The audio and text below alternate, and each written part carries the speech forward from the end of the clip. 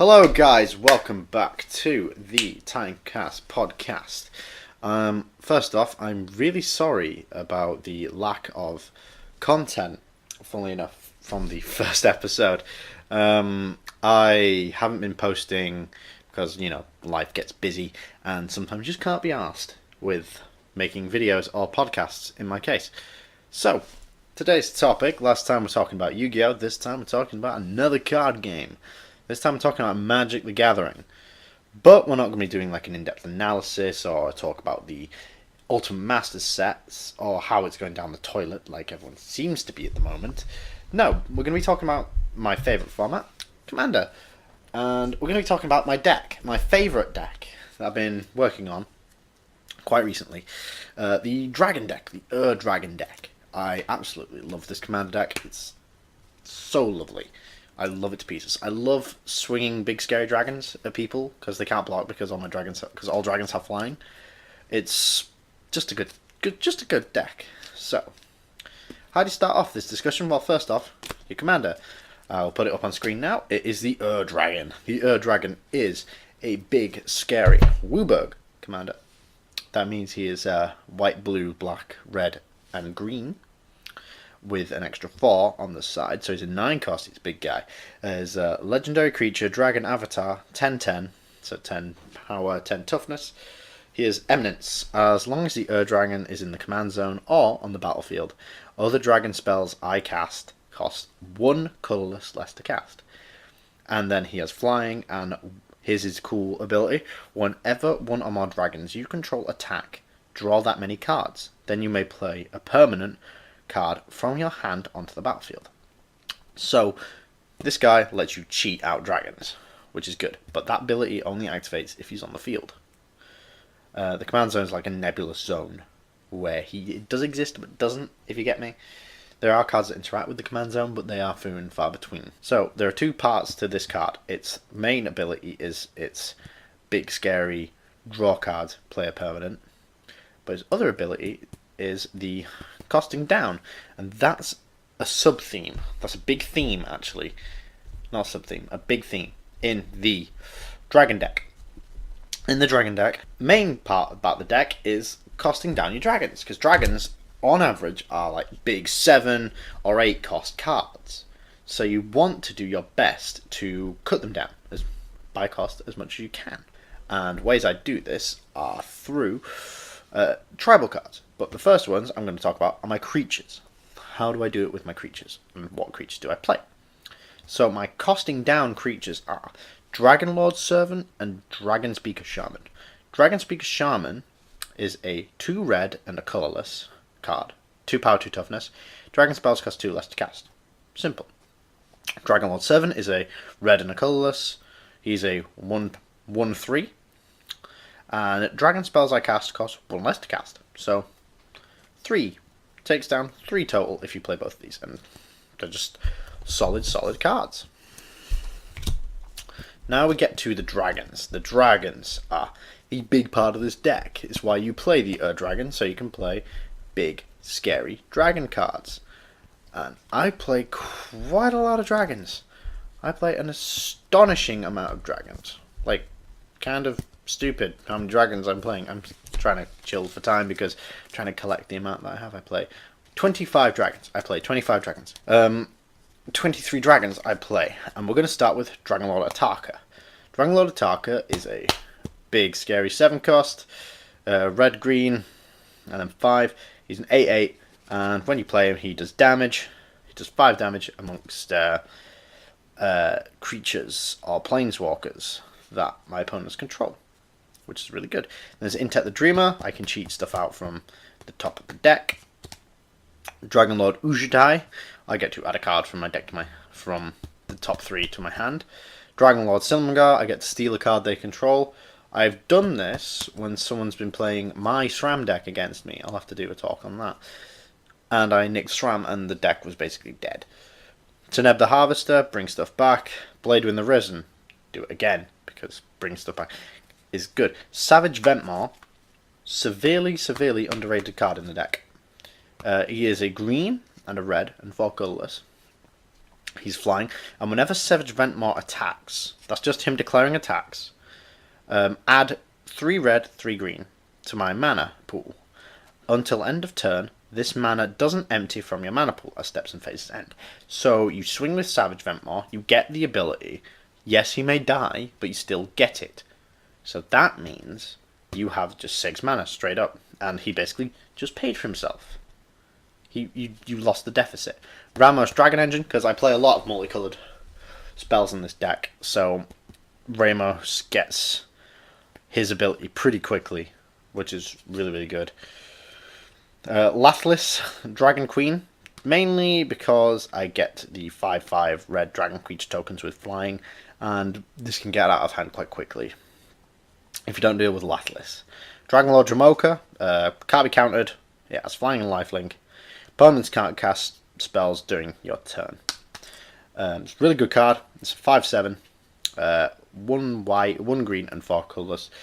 Elder Dragon, it's just a solid card. Stops my opponents from just interrupting me during my turn, which is really good.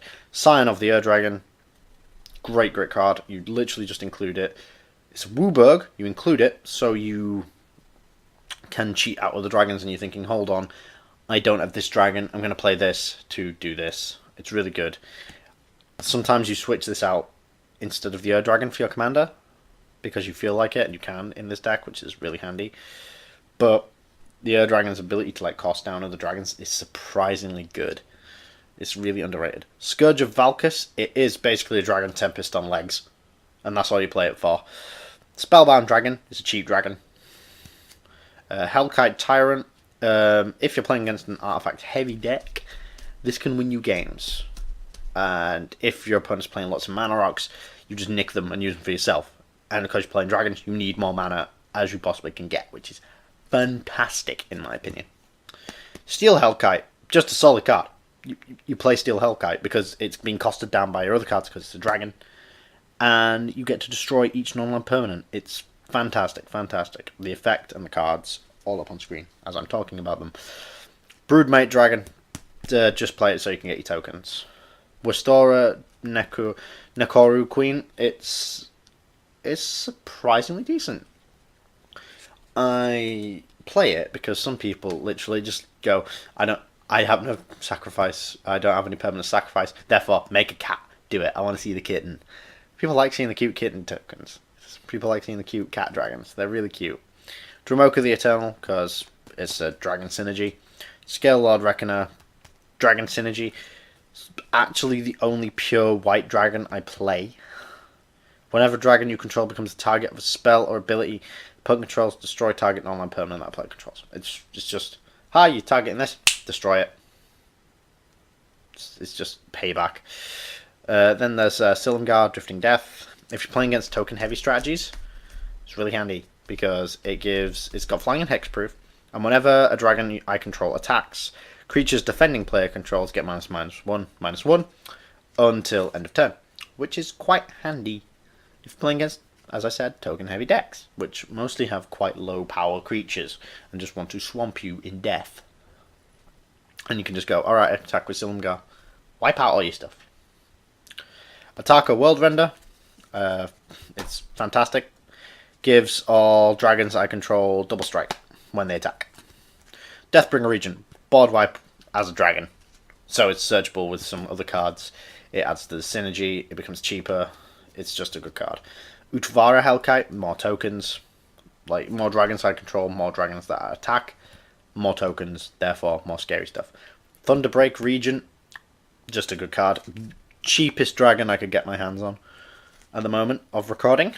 It's just good. It does damage to someone when they target a dragon I control. It's really good.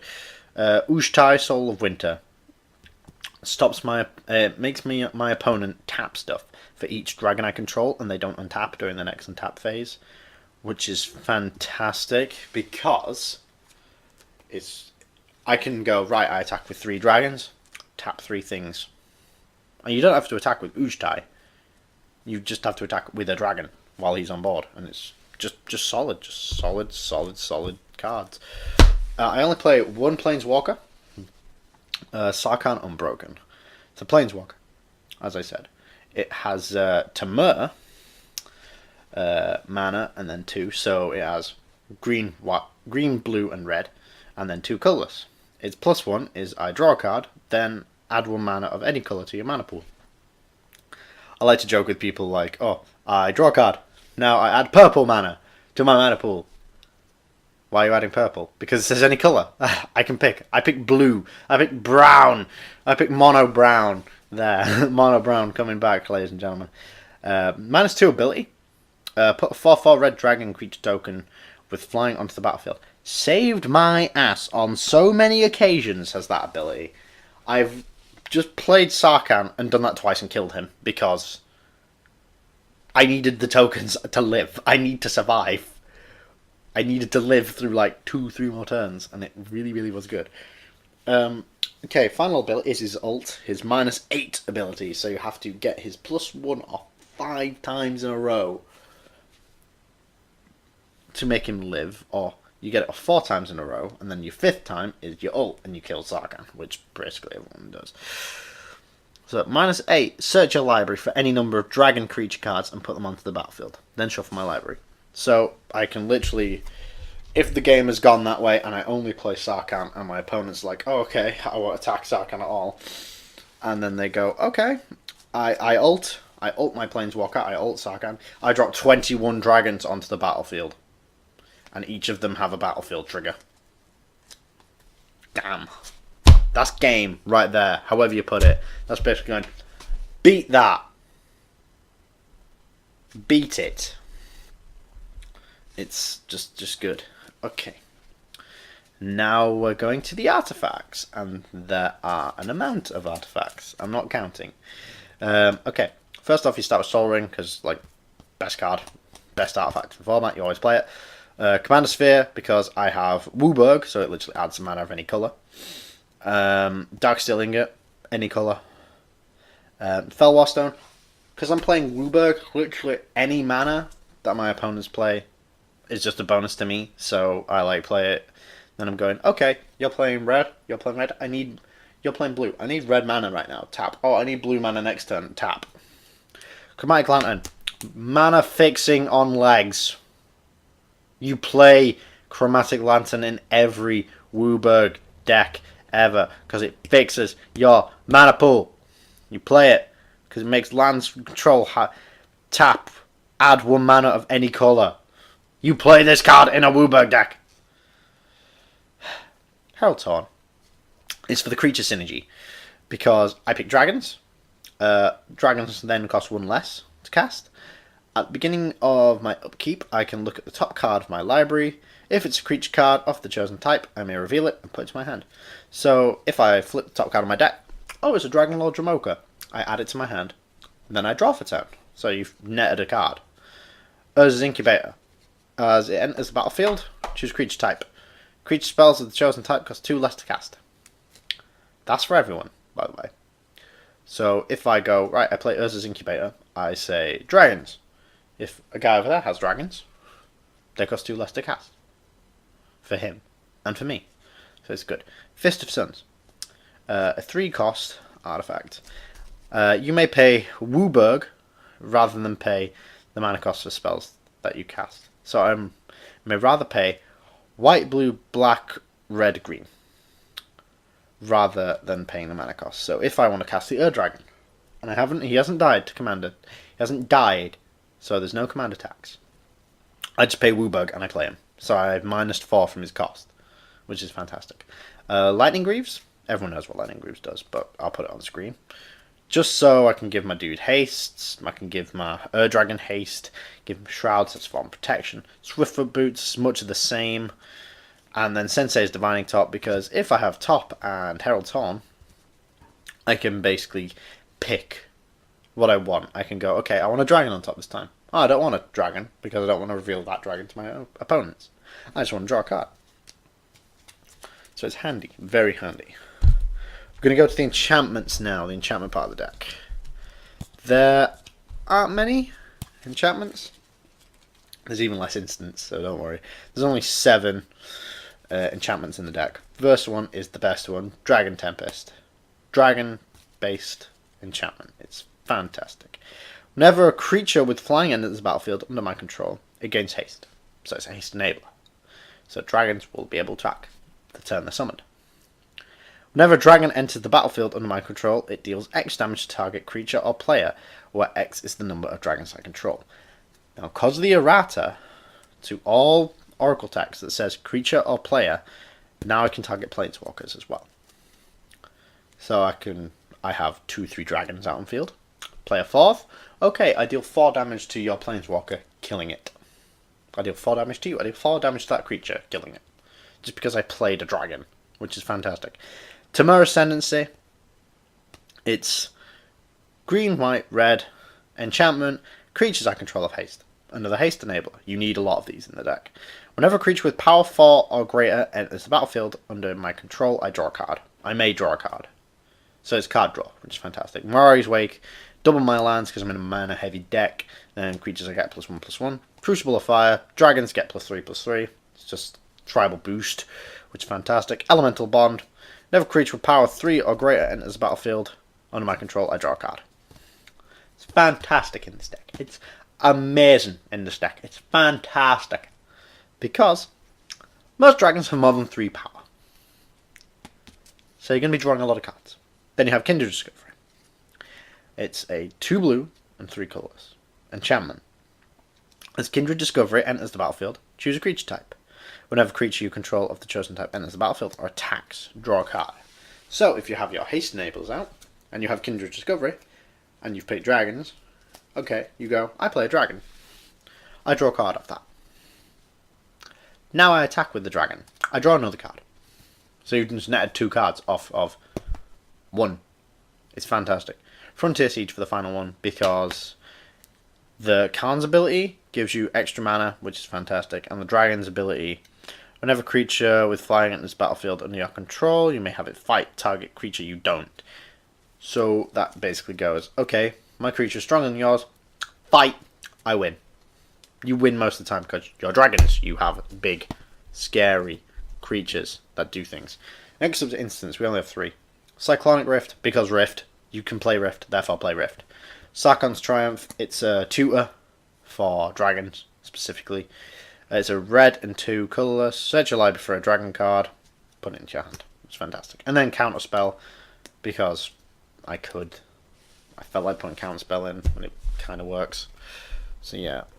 By the way, if you have any constructive criticism, put it in the comments down below, and I'll read it. I'll actually read it, because, you know, this channel's not big, even if someone does listen to it.